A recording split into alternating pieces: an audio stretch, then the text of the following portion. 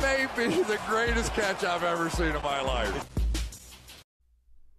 Okay, so finally we have some real life Dynasty startups, and these startups are going over 30 rounds. These startups are going into 36 rounds, which, I mean, you get that far in a 12-team draft and you're looking at some gross options. You're looking at some options where you're going, well, I really don't know what to do here. Honestly, it probably doesn't matter because most likely none of these guys are going to be that good. But the reason I bring this up is because up until this point, up until a few weeks ago, we had exclusively been doing mock drafts through this channel where we've been going up to 15 rounds, and I haven't done a full 30-round draft since last offseason. Well, now we have. Now I've seen some trends with some players that I'm interested in, some players that I can't stop drafting. So yeah, we are going to be discussing those players, but I want to give the small announcement out that I know that we've had a ton of people reaching out to us going, hey, when's the next draft? How can I get in the next draft? And of course, all those drafts are going to be through Patreon. Everybody knows that by now. But I am sorry, we are going to have to put a pause on the drafts just for about a week, maybe 2 weeks, probably a week. But that's just so I can nonstop live stream throughout the course of the NFL draft, giving y'all my instant updates, as well as keeping y'all updated with what's going on in my real Dynasty leagues that have their rookie drafts going on at the same time of the NFL draft. And also, I need to finish that draft guide. I need to go through and make sure we update the landing spots for those prospects. That way I can get that draft guide out to y'all as soon as possible. But anyway, let's dive into this video and let's talk about some of these guys at the end of drafts that we've been nonstop drafting. And our first player is going to be Tyler Higbee. Now with Tyler Higbee, y'all know that, I mean, I hated him last offseason. We were looking at him going, guys, what are y'all talking about here? I understand he looked like Rob Gronkowski for 4 weeks, but you can't go off a sample size that small. You can't look at a sample size that small and think you know exactly what a player is. I mean, literally, if you're playing any fantasy sport, this is the #1 thing you can do to get an edge over your competition is go, you know what? The people chasing the small sample sizes, they're the people who really don't know what's going on. I think that the best thing you can do is just avoid that situation. You go with the players where you know what you can expect. And with Tyler Higbee, I mean, going into last season, he was valued, in my mind, in a crazy range for a player that only had 4 solid weeks in his NFL career. I mean, very similar to Kenyon Drake going into last season as well. But now everything has changed for Tyler Higbee. Now this situation is 10 times better. I mean, it's so much better that you would think his dynasty value has skyrocketed, where no, it's actually significantly less than it was last offseason, despite the fact that the other tight end on the roster in Gerald Everett is now gone, despite the fact that the wide receiver 3 on the roster in Josh Reynolds is also gone, despite the fact that he has a massive quarterback upgrade, so we can expect the overall efficiency and production of the offense in Los Angeles to be higher. So now you're looking at a tight end that A, is going to have more targets going in his direction, B, is going to be playing in an offense that's going to be more productive, and C, those targets he should be getting should come at a higher efficiency mark given the upgrade in quarterback play. So Tyler Higbee going into 2021, I mean, I think that at this point, he's very undervalued. Now, of course, I know people are going to be looking at me going, Mason, you're just wishy-washy. You just go back and forth with these players. Your opinion doesn't matter because you don't stick it to it. But guys, I mean, our opinion is all about the price of the player. Our opinion changes if the price moves up or moves down. This is what we were talking about with A.J. Dillon, where last season I was telling y'all, hey, go buy A.J. Dillon for a third. And at the beginning of this offseason, I was saying, hey, sell for a first, sell, sell, sell. I mean, it's all about the value. It's not about the player themselves. Now, our next player we are going to be diving into is someone that I drafted a decent amount last offseason, and we are just continuing to draft him now. It's going to be Jordan Love.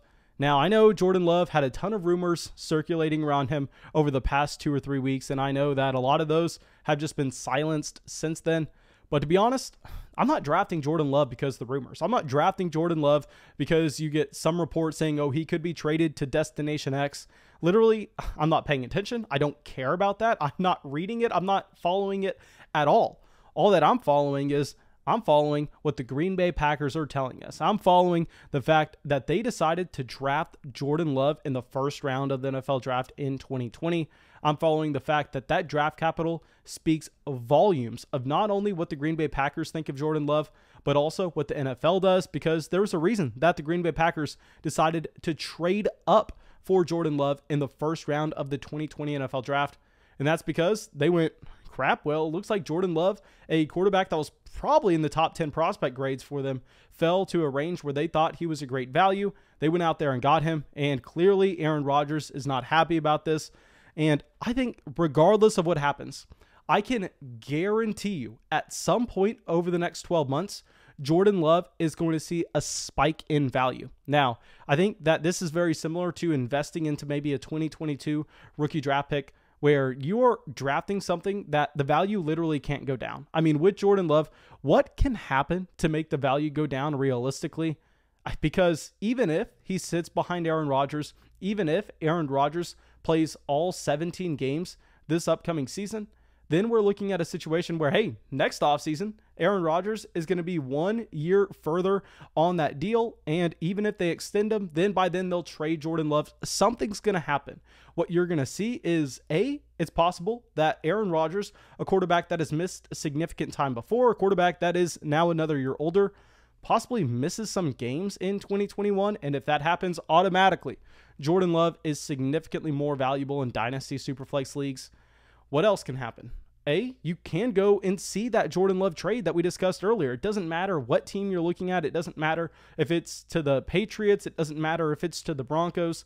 There are a ton of teams that are looking for a quarterback upgrade. So that is another situation where you could see Jordan Love see a spike in value.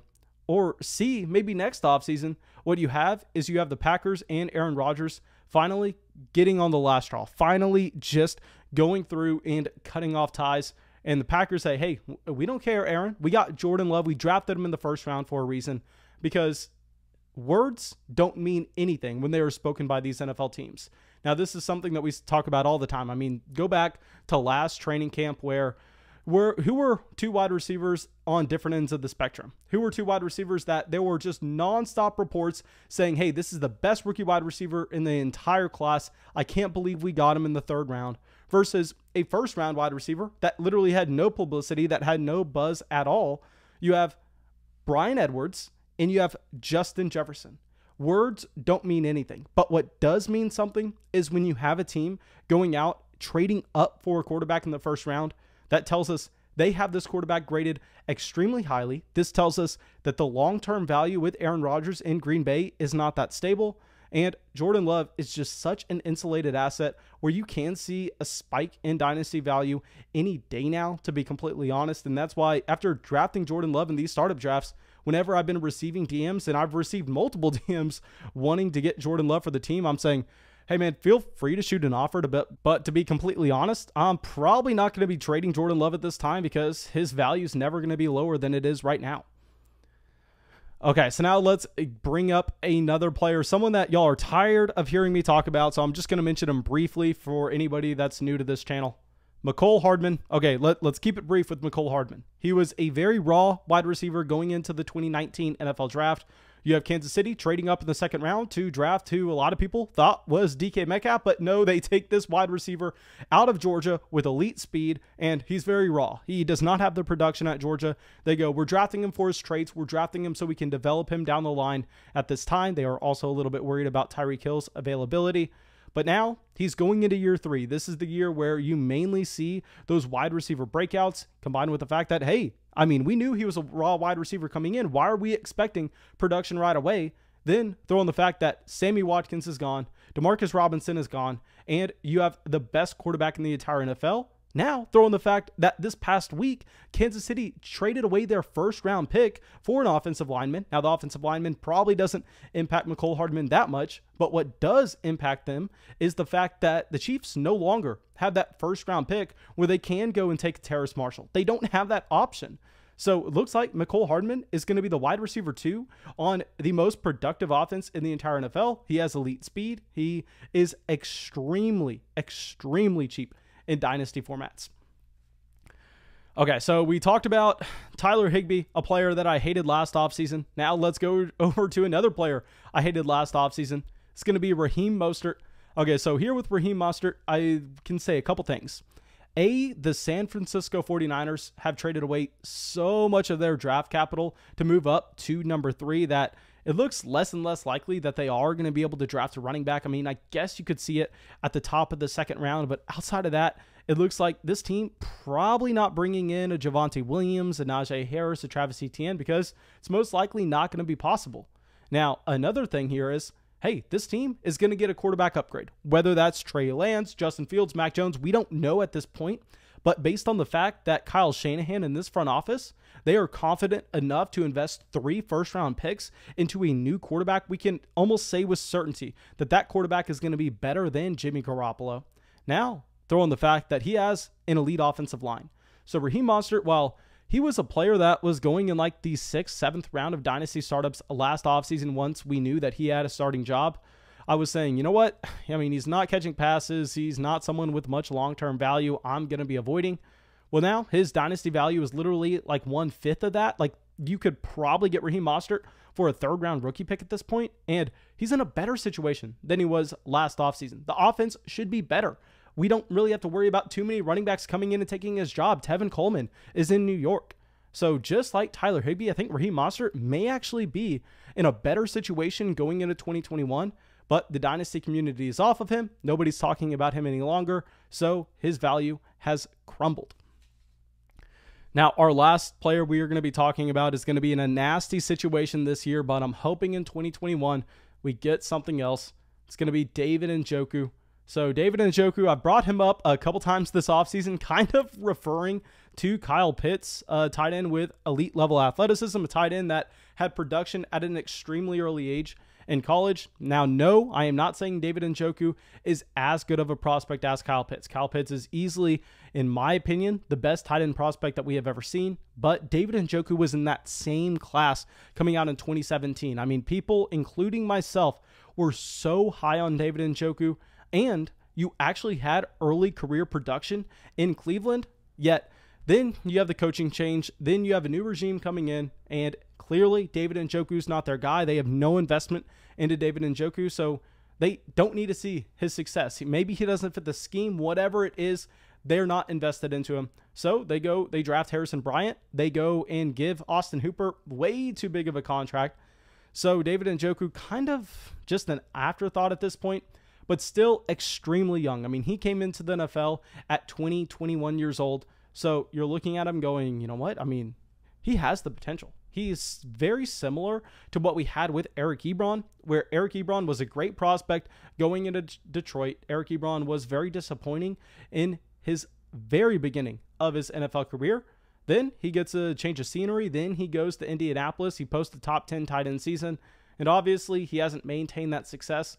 But if you would have bought Eric Ebron for a 3rd, 4th round rookie pick the year he left Detroit, you would have been very happy with the results that you had. And I think we can see the same thing here when David Njoku leaves Cleveland next offseason.